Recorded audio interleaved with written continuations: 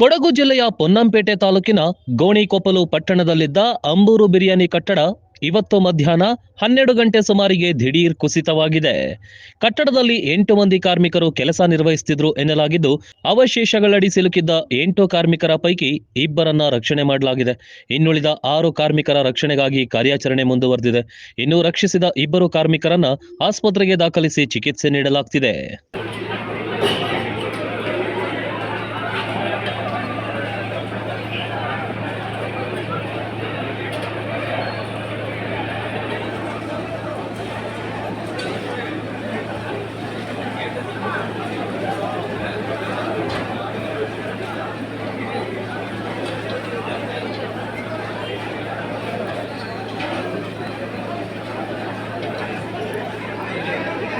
ರಕ್ಷಣಾ ಕಾರ್ಯಕ್ಕೆ ಈ ಗೋಡೆ ದೊಡ್ಡ ತಲೆಬಿಸಿ ಆಯಿತು. ಇಲ್ಲಾಂದ್ರೆ ಇಷ್ಟೊತ್ತಿಗೆ ಅವ್ರನ್ನ ಆರಾಮಾಗಿ ಹೊರಗಡೆ ತರ್ಬೋದಿತ್ತು.